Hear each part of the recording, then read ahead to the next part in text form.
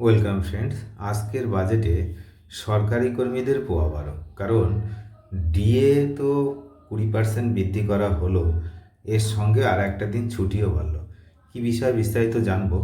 আর একটা বিষয় যেটা ভাবাচ্ছে আমাদেরকে, যেটা আমরা বাজেটে লক্ষ্য করলাম, যে গ্র্যান্ট ইন এইড সহ শিক্ষকদের বিষয়ে কিন্তু ডিএতে কোনো আলোচনা হলো না। যে কথা কিন্তু আমি আগেই বলেছিলাম যে বাজেট অধিবেশন যখন শুরু হয়েছিল তখনও এই বকেয়া ডিএর বিষয় নিয়ে কিন্তু তেমন কোনো কথা ওঠেনি। তো স্বাভাবিকভাবে বাজেট অধিবেশনে বাজেটের কি প্রতিফলিত হতে চলেছে সেই সব বিষয়ে কিন্তু অনেকটা বোঝা যায় বাজেট অধিবেশনে। তো সেক্ষেত্রে কিন্তু আমরা এরকম কিছু দেখতে পাইনি। আজকেও আমরা বাজেটে দেখলাম যে গ্র্যান্ট ইন এইড সহ শিক্ষকদের যে টাকা বাকি রয়েছে, তাদের সেই বাকি টাকা মেটানোর কি প্রসিডিওর বা কিছু উদ্যোগ নিচ্ছে কি না, সেই বিষয়ে কিন্তু কোনো কথা আজকে এই বাজেটে বলা হয়নি।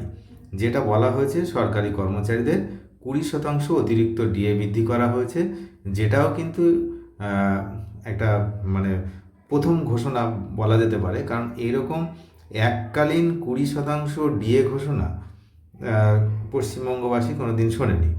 তো এটা আমরা ভেবেছিলাম 12% ম্যাক্সিমাম ঘোষণা হতে পারে, সেখানে 20% অতিরিক্ত ডিএ ঘোষণা করা হয়েছে। এই বিষয়টা যেমন পজিটিভ, কিন্তু একইভাবে ওদিকে গ্র্যান্ট ইন এইড যারা কর্মচারী রয়েছেন শিক্ষক সহ, তারা যে তাদের বকেয়া ডিএর একটি কানাকড়িও এখনও হাতে পাননি, সেই বিষয়টাও কিন্তু আমাদেরকে ভাবাচ্ছিল। এবং সেটাই শেষ পর্যন্ত দেখলাম যে আমাদের এই আজকের বাজেটে সেই ব্যাপারে কোনো কথা নেই। তো রাজ্যে প্রথম বিজেপি সরকারের প্রথম পূর্ণাঙ্গ বাজেট, সরকারি কর্মীদের তো লটারি লেগেছে এক ধাক্কায়। 20% ডিএ বৃদ্ধির সিদ্ধান্ত রাজ্য সরকারের। বিজেপি সরকারের প্রথম বাজেট পেশ করে অর্থমন্ত্রী স্বপন দাশগুপ্ত জানালেন, ষষ্ঠ পে কমিশনের আওতায় এবার থেকে 38% হারে মহার্ঘ ভাতা পাবেন রাজ্য সরকারি কর্মচারীরা। 1 অক্টোবর থেকেই কিন্তু এই ডিএ মিলবে।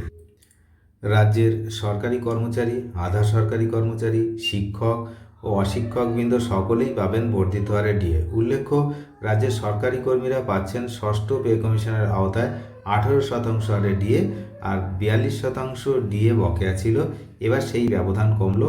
ডিএ বৃদ্ধির ঘোষণার পর এবার কেন্দ্র রাজ্য ফারাক হয়ে দাঁড়ালো মাত্র 22%। পরবর্তীকালে কিন্তু মুখ্যমন্ত্রী বাজেটের পরে যে ভাষণ, সেখানে তিনি বলেছেন যে এই যে 22% ডিএর যে ফারাকটা রয়েছে কেন্দ্রের সঙ্গে, সেটাও কিন্তু মিটিয়ে দেওয়া হবে খুব তাড়াতাড়ি, এমন কথা কিন্তু উনি বলেছেন।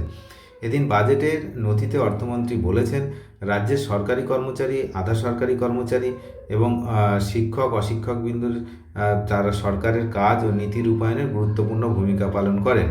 এদের এই অবদানকে স্বীকৃতি দিতে আমি আনন্দের সঙ্গে ঘোষণা করছি যে বর্তমানে 18% মহার্ঘ ভাতার উপর অতিরিক্ত 20% মহার্ঘ ভাতা দেওয়া হবে, অর্থাৎ মোট যে হার সেটা হলো 38%, যেটা কিন্তু এবং যারা রয়েছেন, অর্থমন্ত্রী আরও বলেছেন যে পেনশন প্রাপকরা যারা রয়েছেন তারাও কিন্তু এই অতিরিক্ত 20% ডিআরএস রিলিফ পাবেন।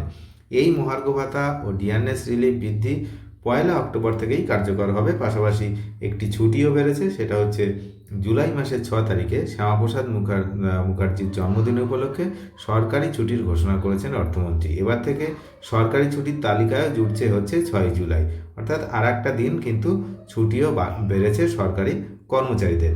তো অনেক ধন্যবাদ শেষ পর্যন্ত দেখার জন্য। বাজেট নিয়ে পরবর্তী কোনো আপডেট আসলে নতুন করে সেটা অবশ্যই জানিয়ে দেওয়া হবে। চ্যানেলে যারা নতুন তারা নিয়মিত আপডেট পেতে অবশ্যই চ্যানেলটিকে সাবস্ক্রাইব করে সঙ্গে থাকবেন। ধন্যবাদ।